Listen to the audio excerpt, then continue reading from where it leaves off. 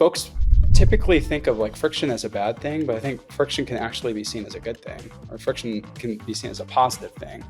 And so I think when you have these ideation sessions, it's really about trying to take the friction that might exist and actually leverage it as a good thing that can actually help drive change across the team.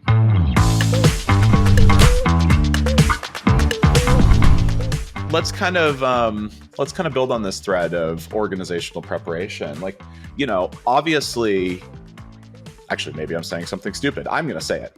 I mean, it seems to me that, obviously not everybody in enterprise can be an innovator and a change maker. And, I think there are job functions where you don't want people reinventing the wheel constantly, for sure.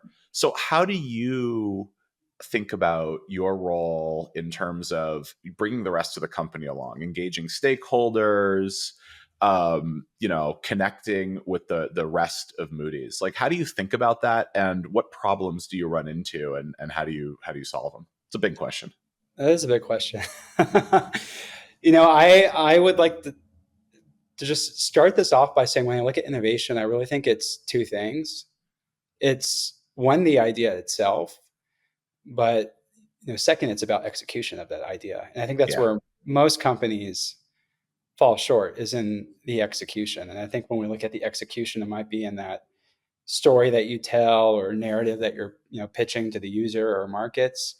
But it's also helping folks adapt to new ways of working and being able to adapt to change. So I think when I look at my role today, it's really about helping folks not only helping folks embrace a new technology, but helping them adapt to change and understand how this can actually transform the way that they work and do things across the organization. A huge piece of innovation is change management. I like to kind of think of that as my role today at Moody's, is being a change agent, being able to facilitate change again across different teams and really break down some of the silos that exist. So when I look at the role of my team at Moody's, it's about working with stakeholders across different operating units, job functions, and really being able to align them on different ideas, concepts that teams are coming up with, and helping them adapt to new ways of working, the changes that exist. Do you have any favorite models or tips and tricks to kind of create space for them to engage without feeling overwhelmed? Right? Because it is really easy to, let me rephrase that. We're all very busy. It's very hard to step out of the day to day. So how do you think about that with your stakeholders? I think being able to, when I look at my role, it's really about bringing together folks from different backgrounds together through ideation. And when I look at the ideation sessions that we run, they are indeed a safe space. There is no right or wrong answer. But it's being able to bring together folks from different mindset backgrounds that have different mindsets and perspectives. And I think what's important is being able to align them on, what is the problem that we're currently trying to solve, or that we want to try and solve. And then having folks, take their expertise and try and understand how might we be able to potentially address this problem. And I think folks typically think of like friction as a bad thing, but I think friction can actually be seen as a good thing, or friction can be seen as a positive thing. And so I think when you have these ideation sessions, it's really about trying to take the friction that might exist and actually leverage it as a good thing that can actually help drive change across the team. Tell me more about that, because you're right. This is kind of classic innovator's dilemma in some way, right? Like, organizations are all about reducing friction, increasing efficiency. Tell me more about the positive side of quote unquote friction and pain.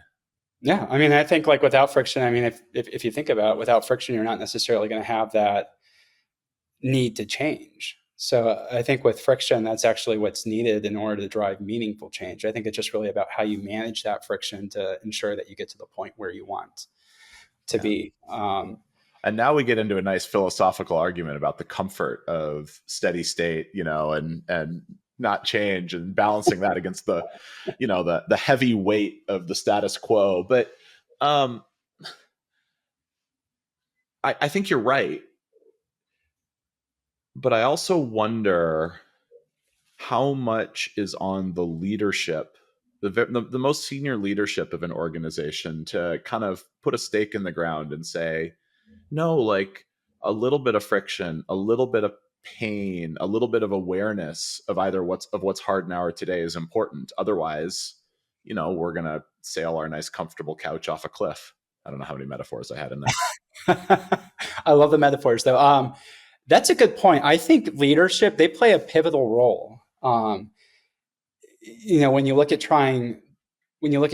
a company that wants to innovate, I think to successfully do it, you need to have innovation be seen as a strategic priority from the top down. So I think like a good example is when we look at generative AI.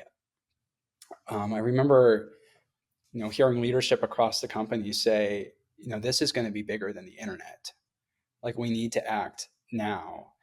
And so, Moody's, which has 14,000 plus employees, our leadership said, you're now 14,000 innovators. You're 14,000 prompt engineers. Wow. Did somebody did somebody actually say that? Yes. So, I think that is, and that, it's really what, kind of sparked that fire under everyone. And, when you look at the innovation team or the customer experience innovation team, clearly the team is helping drive innovation and enable the different operating units across the business. But we're not our own ivory tower within the company. We're simply enabling folks with the power to be able to, transform the different types of solutions and products that they create. Yeah.